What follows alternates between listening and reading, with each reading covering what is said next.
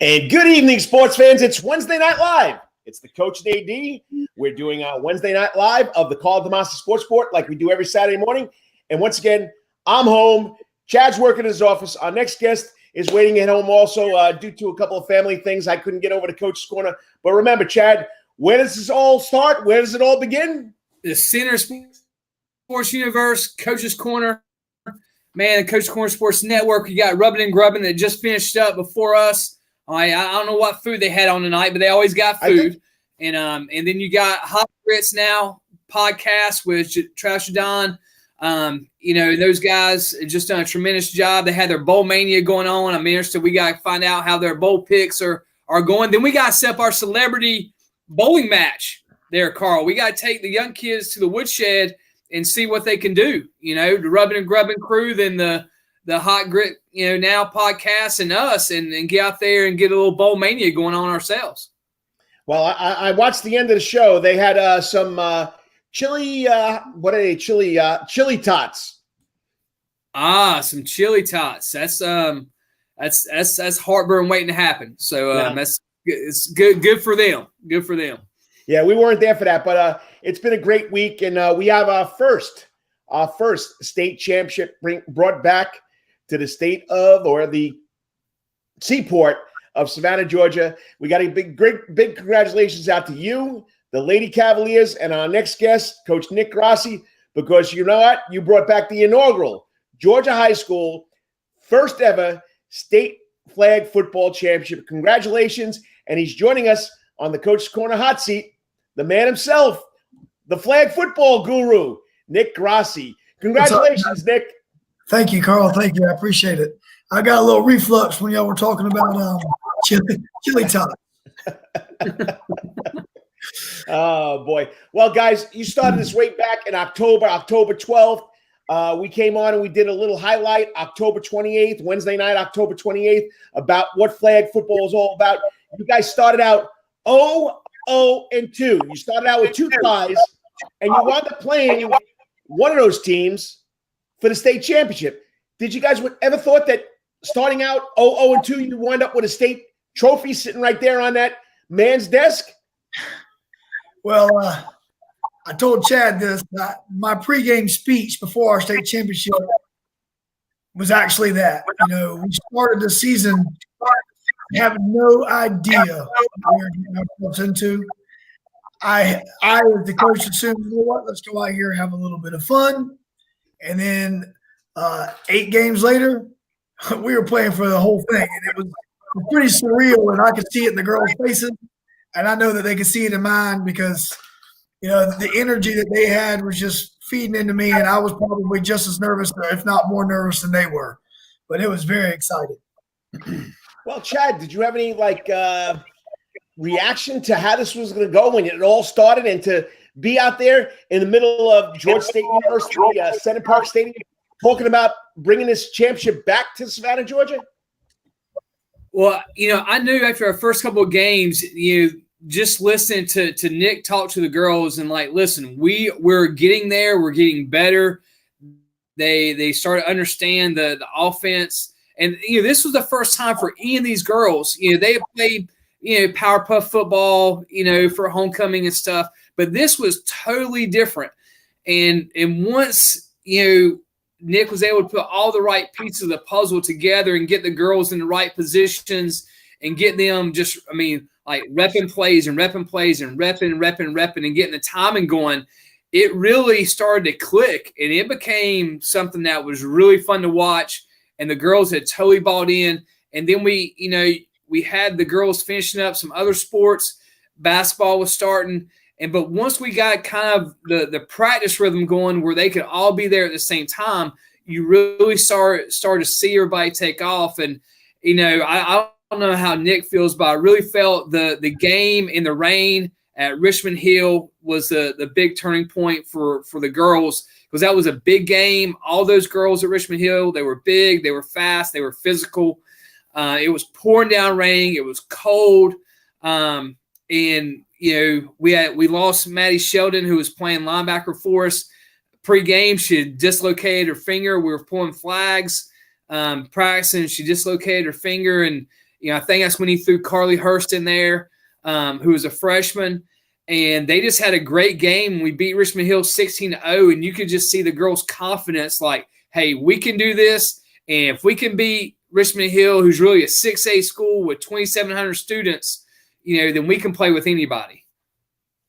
Well, Nick, you've been involved in flag football now for a while. I mean, I'm not making anything. You got bling for it, national championship. You got to go down there next month in Jacksonville, play again. Did you think these girls would catch on this quick to all the, I guess, the intricacies of the game? I mean, one girl throws it to another girl throws it to another girl. I mean, a lot of little things had to work out here. Were you amazed that they picked it up so quick? Well, this is actually what keeps me a little bit excited because we haven't even got there yet.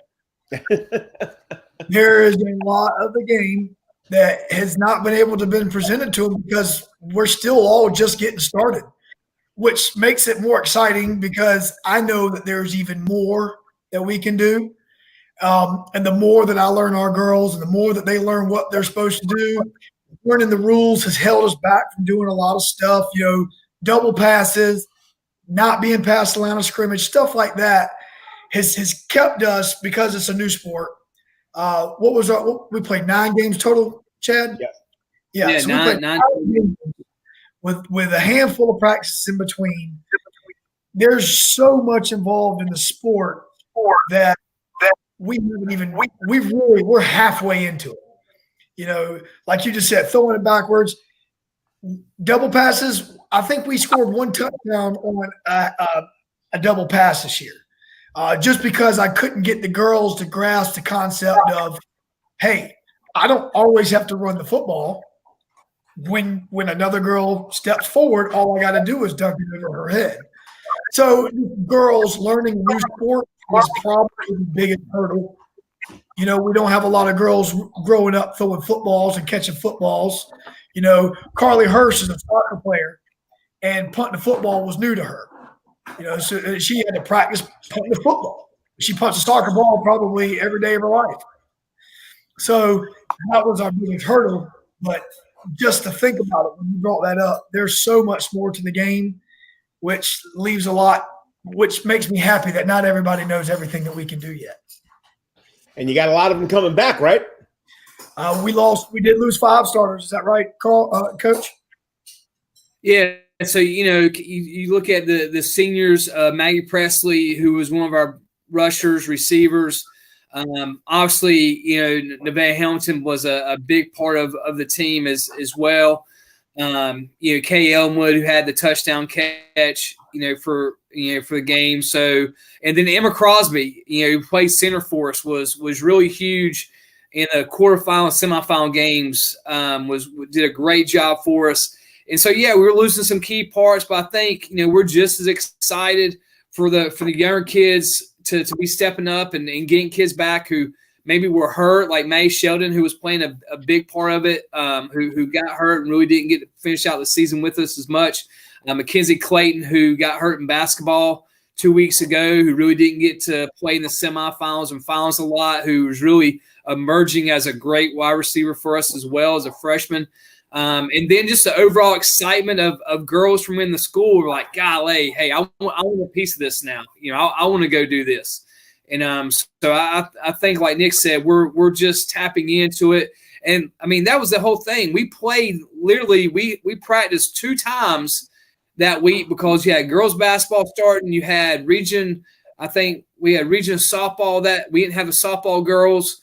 You had cross-country running an area meet. So we literally practiced 2 practices that week and went and played that Monday against Dodge County. And then had 2 more practices and played Portal the following week. So we had 4 practices in really between those 2 games and just kind of made it happen. And that's just a testament to Nick and them really just, hey, giving them what they could handle. And we were kind of getting out there and putting the ball in Hennekel's hands and getting it to your playmakers and letting them go. And then as the defense really started to emerge on, what that looked like, we had, we gave up 19 to Dodge, 6 to Portal, none to Richmond Hill, I don't think Effingham scored. We gave up, 6 to Stockbridge. Yeah, 6 to Stockbridge, shut out Carver, 12 to Columbus. So I mean, defense really pull flags, and that's what Nick talks about these girls. Hey, you can't pull flags, you're not going to win much. And going back and watching the state championship game again today,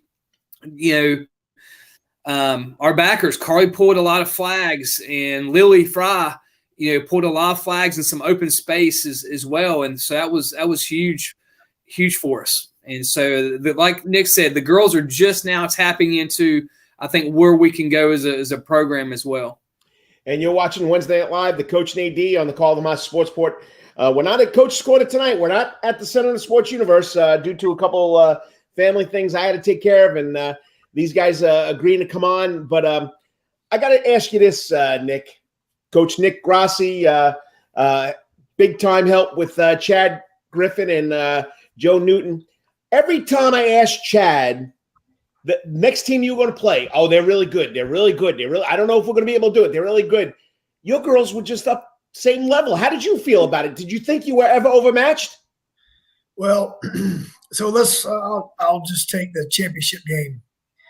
So when we were playing our semifinal game against Columbus, Portal watched every play that we ran. They were there on the sideline, heard all of my calls. They knew it all. I couldn't sleep for a week just knowing that I'm going to have to change every call, every play, because they watched everything we did. And just to know that it's true, when I called a play on the sideline in the state championship game, their whole sideline repeated what I called. They all – did you hear them, Chad? They all said Skittles, Skittles. Yeah, and they all shifted. They knew exactly. Yeah, they all knew exactly what was coming. Luckily, I was ready for that. And we called it the opposite direction. Kale lost her feet, of course, but still. Right. That was my biggest that's going to be what I think is our biggest challenge in the future, is people knowing what won a state championship, knowing what we did. Not to say that we are some sort of mold, but you kind of paint yourself that picture when you are the champ. So they're going to be gunning for us, so knowing that we are the champions, it causes a little bit of need for more work. I can't stop thinking about, okay, what can I do next that they're not going to be prepared for? So that's been my biggest hurdle when it comes to playing the opponents, is what do they know? What have they seen? And how can I change what you think you know?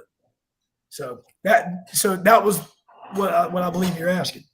And, and Chad, I mean, you're the athletic director, okay? You're the head soccer coach, boys and girls, and you took on that title for flag football. My question is to both of you, you got to really thank those other varsity sports head coaches for letting these girls play, because there's not a lot of schools that will let their star basketball players go out and play another sport during the season. And I know, Nick, you're a Calvary grad. Jackie Hamilton bleeds purple and gold also. You had a lot of support there from the community, Chad. I mean, that's the big part, because every year you're going to have to deal with your volleyball team's always in the state playoffs. Your softball team's always right there. You got outstanding cross-country runners. I mean, how do you foresee this in the future, splitting all those people all over the place? Yeah, I think it's going to be, if Georgia High School keeps it. Coach Hamilton and I actually sat down today and was trying to walk through what next year would look like. Hey, he was like, hey, when do you think flag will be next year? Do you think it will be on the same cycle? Or do you think it'll be earlier? Because he knows Hannah Kale, Michaela Primo, Mackenzie Clayton, Morgan Sue Hammett, he knows, and probably other girls are going to want to play. And so, and then the success that we had, we couldn't have had it without Jackie, because I don't believe a lot of basketball coaches would have let their starting 6 or 7 girls out there, knowing what could. I mean, listen, injuries could happen. It could happen at any time. I mean, Mackenzie Clayton got hurt on the basketball court, popped her kneecap out, and it fortunately it popped back in. So, but still, we didn't have her the last two 2 games when we really need her. And yeah, it just kind of happens. But Jackie's already preparing, hey, how am I progress with basketball maybe without some of these girls? How do we balance practice? How do we balance – I mean, and he's all for it. You know, like you said, he bleeds purple and gold. He's been here forever. He was so excited. He was one of the first ones to call and text after the game how proud he was of the girls. And I think for him, he's seeing it on the basketball court. You know, I mean, watching Primo and Nevaeh cheer each other on the other day at the during flag football, high-fiving each other and really, I think it's going to build onto them on the basketball court as well. I'm playing with too much stuff here, trying to make sure everything's working. Sorry about that. I lost you where you said Nevaeh and Michaela. Nevaeh, yes, so Nevaeh and Primo, you could see them during the championship game. They were just so excited when each other made a play and did well. And then and Hannah Kale, you take them, and now you take those 3 plus Morgan, plus Caden Fleming, plus Mackenzie, and you stick them back on the basketball court together after they just won state championship. I mean, like just them at practice, Jackie said the last 2 days have just ramped up their energy at practice because you're coming off winning state championship. You're super excited. Your competitive juices are flowing. And I think it's allowed them, because Carl, I mean, basketball's a grind, man. You start in October, it gets dark early. Every time you come out of the gym, it's already dark. You play through Thanksgiving, you play through Christmas. You're playing into February, late February and stuff. And so it's almost like it's been a refresher for girls basketball to kind of let them breathe a little bit and get back out there and get rejuvenated to play basketball. I mean, you're lucky that the coaches would like to work with each other. You're watching Wednesday Night Live, the Karl DeMasi Sports Report, the Coach and AD, all part of the Coach's Corner Sports Network. We're talking to Chad Griffin, head coach of flag football, but he had a little help there by his buddy there, Nick Grossi. So, Nick, where do you go from here? I know you said you just scratching the surface. Where do you go with this program, and how are you going to get these girls to commit and give it a little more thought? That's a good question. That's actually what Coach Chad and I were talking about today is what's our next move? It's no longer, hey, let's go out there and have some fun. It's, hey, how do we keep this going is how I feel. How do we take this momentum? How do we keep feeding the fire? How do we keep, moving forward? How can I get with the girls, maybe in some off season, making sure girls are throwing the football, just something to stay relevant so that of course, I don't think the state championship, feeling will necessarily die off, but to be able to keep it, like you said, I never want to move on from the great group of seniors that we have, but there's going to have to be a next year. So, that's the good reason why, Chad is who he is. So I know that he's going to set that up and he's going to put it in place, for us. And I'm excited. I've just got home and talking to my wife for probably almost a good hour about, just like, Chad and Jackie were talking about, what's this going to look like next year? It's not going to be the same way we came into it this year. Well, I know you had a phenomenal. Yeah, you had Dodge County, you had Portal, you had Richmond Hill, you had you guys, all 4 of you getting deep into the playoffs. And like Chad, I know your goal is not just for Calvary Day School, is to build the sport even bigger.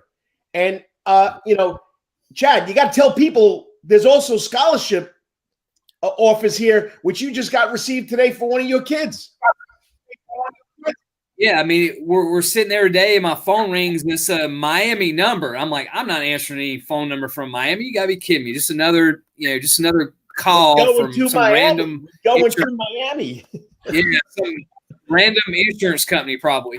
And then I listen to the voicemail. It's like, hey, this is Coach Alvarez from Florida Memorial down here in Miami Gardens. I just wanted you to know I just got off the phone with Nevaeh Hamilton. We offered her, hey, can you call me back? I want to talk about her grades, who she is as a person a little bit more. Give me some details about basketball. Can you get me some huddle highlights from basketball so we can get to the basketball coach as well? And so that was incredible. So I probably talked to him for 30 minutes. He walked me through the school. He goes, "Hey, we're an HBU school down here in Miami Gardens. We're expanding the campus. We're just built this $5 million basketball arena, wellness center. We're building a sports complex. We got new dorms. We got this, that. We're 5 minutes from the Hard Rock Stadium down there in Miami." I mean, he's going through all this stuff they're doing for student athletes, female sports that they've added in the last 2 years. And he's sitting there going, "Hey, really like this girl and that girl as well. And what year are they?" And kind of, and talked about other girls. And he's like, "Hey, I really, we really like Nevaeh. We watched some film, and then we obviously watched her in the championship game." And he goes, "What an incredible play she made." And listen, and this was only y'all's first year, and he was so impressed with what we were doing. And I said, "Listen," I was the first one to tell him. I said, "Listen, it ain't me, brother." I said, "Coach Grossi is the one that managed and ran the program and taught these girls flag football and what that looks like." And so he started talking about all this flag stuff. I was like, "Listen, I'm going to get you Coach Grassi's number, and y'all two can talk flag football all you want. I'll manage it and run it. And I'm learning. I've learned so much from Nick.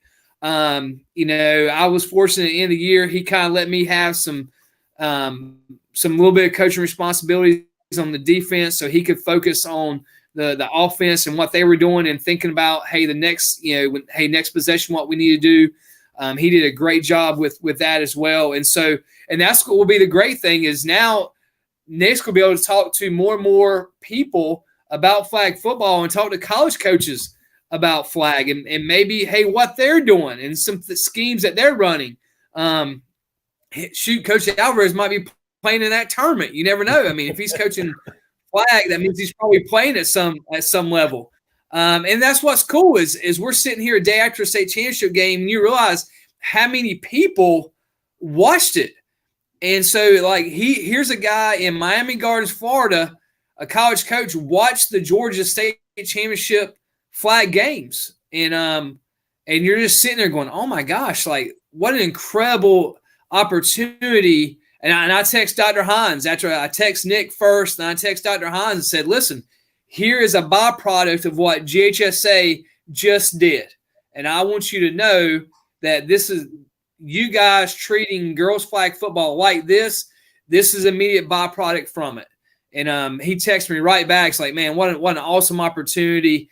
And so I think as Nick's taking phone calls today as well, I think you're going to see girls flag in the city explode as well. And just with it being on TV like it was and the way Georgia High School treated it, I think the schools will probably double in the next year or so because it's been such an unbelievable opportunity for these female student athletes. It's unbelievable. Well, Nick, final question for you is, did you ever dream this would end this way? And now you got girls getting scholarship offers. No, I didn't. I never would have dreamed that was going to end this way. And I responded to that text. And I've coached a lot of football in my life, little leagues coming up, never really got past the 8th grade. And I never realized the impact that you really have in somebody's life until you see it at that level. Someone getting an offer, money to go to school, it can be life-changing. And it completely changed my whole I went from, hey, let's win football games to now I see where that character building comes, where you create, character in people. It's not just about the sport. And I really hope that I can learn from Chad and from other coaches what it takes to not only create great athletes, but great humans on and off the field.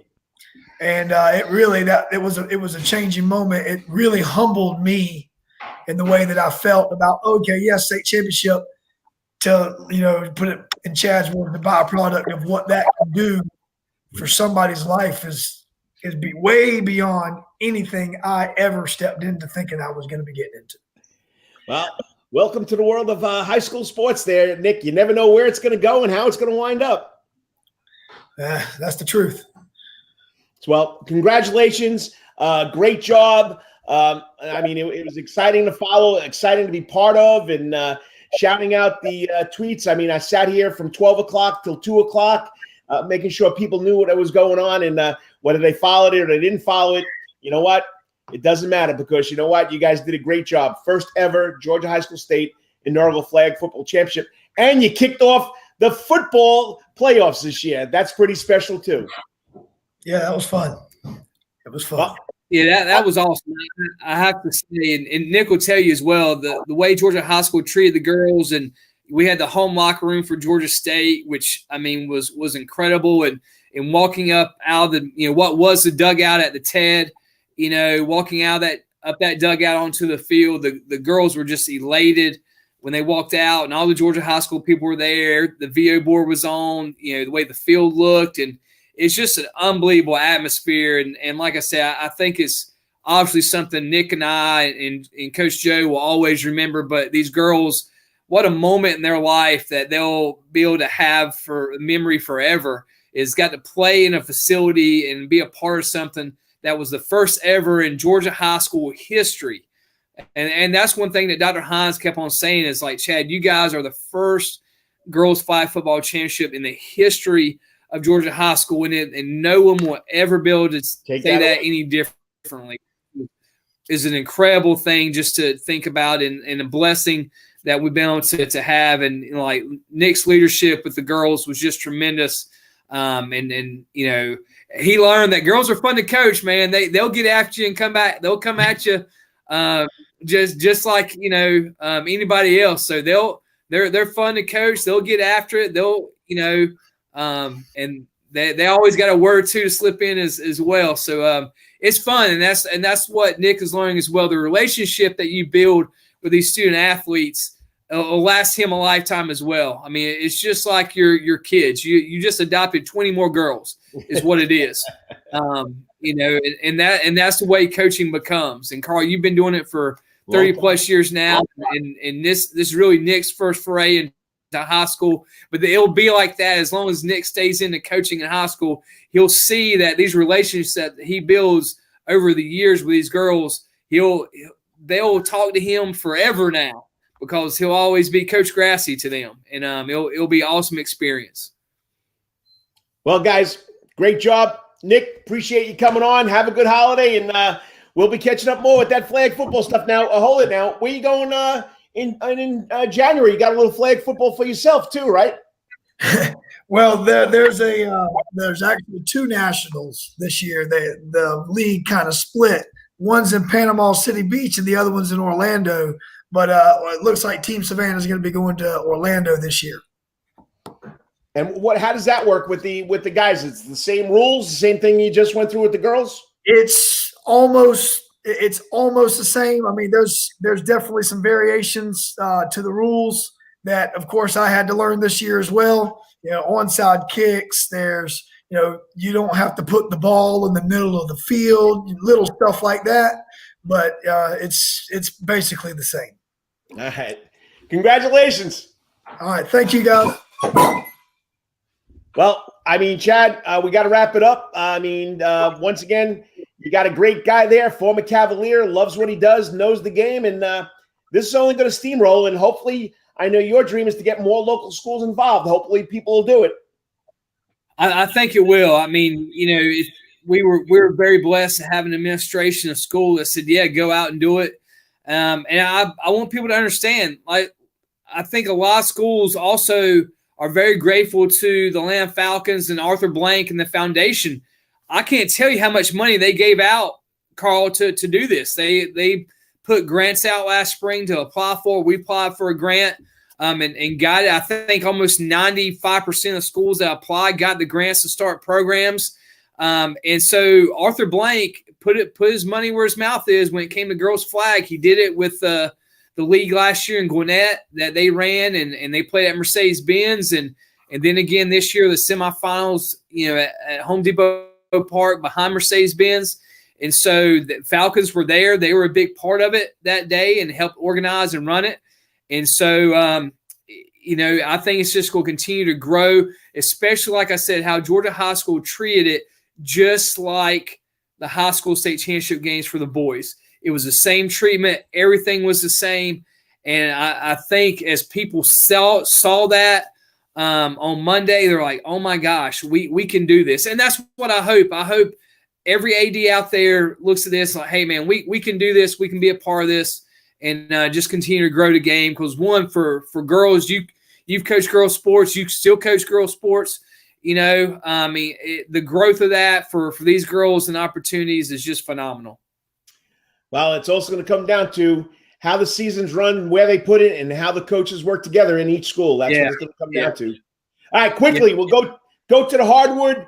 We did not have the Savannah Holiday Classic, but you got the Savannah Country Day Showcase. You got the Savannah Christian Showcase. A lot of good basketball going on. I'm still waiting to see the score. The Savannah Country Day boys had a barn burner last night with Benedictine, and they got Richmond Hill, who moved up to the number 6 team in 6A. So you got a 6A school taking on a single A school. I didn't get the outcome of that game, but there was some good basketball played here this week.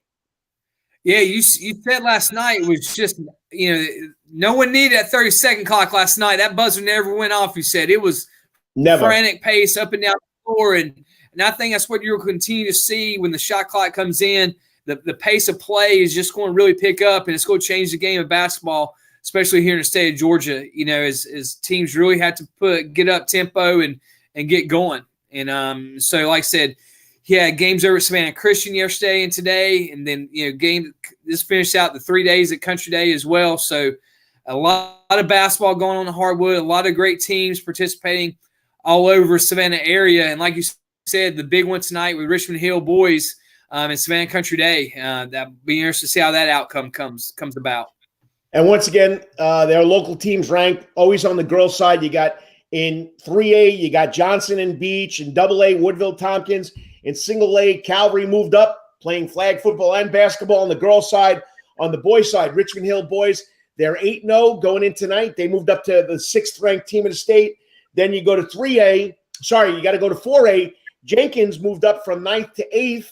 Okay, and then 3A, Johnson and Windsor Forest. They play above the rim. Then in AA, we got Woodville Tompkins. So those teams are ranked as of right now. Everybody likes looking at rankings, but really, you know it, Chad. I know it, Chad, and I know Nick's listening. You know what? You could be ranked on paper, but you got to play the game on the court or on the field to see who's better and who's going to win. Yeah, and that's how I felt. Every time you ask me about a game, it's like, well, if you look at this team, you look at their experience, and man, they've just played another season or two more than we have, and you just don't really know until you get out there and play. But I tell you, man, Nick's just did a tremendous job with these girls and get them understanding concepts from that standpoint. And, also I'm watching the last state championship football game of the year. Grayson is up 14 over Collins Hill, and Garcia kid is spinning the ball. So, you've had 3 straight days of football as well. Georgia High School, that'll wrap up. You got basketball that's really getting ready to dive into the harder season when they come back after a break. That's probably when you guys start your region schedule as well. Yes. I know we jump into that. If I'm looking at my schedule right, I think we jump into that next week as well. I think we got St. Vincent's maybe middle of the week in January, and then the 9th, I know Aquinas comes here. And so, golly, Carl, it's going so fast. And what's hard to believe as an athletic director is on the 11th spring sports start. That's incredible crazy right there. It's like we just finished fall sports, just wrapping that up, and here we got middle of basketball season, and now spring sports is getting ready to start in a week. And man, I wish we could just move that calendar back a little bit more to start spring sports a little bit later. But man, it's a busy time of year, and but I know basketball is big. And so when's the next for you guys? When does the Islands get back on the court? Believe it or not, I think there's some games this Saturday on the 2nd, and then everybody starts up with region games on Tuesday the 5th. So I'm not playing Saturday. We come back the 5th We got to open up with a very, very good Benedictine team. So it's going to be and we got to go there and play. And, when you go with a Benedictine to play, as they call it, the Bat Cave, because remember a couple of years ago, the bats were flying around the place. It's going to be an atmosphere that I don't know if my kids ever experienced. I've experienced coaching in championship games, state games. I don't know if because it's going to be that atmosphere, because you know how it gets. I mean, last night at Country Day, you had the Benedictine session, you had the Savannah Country Day student section. It was just crazy. So it'll be a lot of fun. So on Carl, that note, go ahead. Yeah, like I said, man, it's basketball is in full tilt here. Once you get through the Christmas tournaments and get the first year, everybody starts getting into region play, and you start, trying to get up that ladder, try to get ready for the region tournament. Like you said, I'm going to take John Nelson, our friend, talks about the 3 seasons of football, and I think it's the same way in basketball here. You got the early season. I call it the Christmas season as well, and then you get into the region gets going, and once region hit, it goes fast and furious. All right, time to get out of here. Thanks to Nick Grossi, Calvary Day School flag football coach, bringing home the state championship. Does a great job. Cavalier himself. You can tell that this is going to be part of his life for a long time. Thanks for coming on, Nick. We really do appreciate it. Don't forget, we'll be back here Saturday morning. We're going to kick it off to wrap up high school football with none other than the man you just talked about. I don't know if he's going to be on a little sleep deprivation, or I don't know if he's going to be coherent, but we'll kick it off with John Nelson. We got the 2 young ladies that had a big impact in the state championship game, Ellenwood and Hamilton. We're going to talk about their experiences with flag football. I'm trying to hook up a special guest at the end of the show, but I couldn't get into it today due to family obligations, but we'll have a third guest. So we'll be back on Saturday morning for the Coach and AD at Coach's Corner. Don't forget, the Coach's Corner now the Coach's Corner Sports Network has 3 shows. Wednesday night kickoff, 6 o'clock with Rubbin and Grubbin. All the NASCAR you want and all the free food those guys get. We don't get it. With Brandon Baines, Dan Foles, and Lawrence Bennett.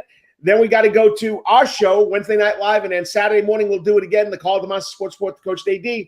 And don't forget, you got to check out the young guys, Spencer Maddox, Travis Jadon, for the Hot Grits podcast. Just go to any podcast page, Spotify, iTunes, wherever it may be, and you'll be able to listen to their show, which is pretty unique for a bunch of young guys talking about high school, local, college like we do. They just going to take it to a different level. Chad and I are more on the professional level. They're more on the adultish level, if you know what I mean.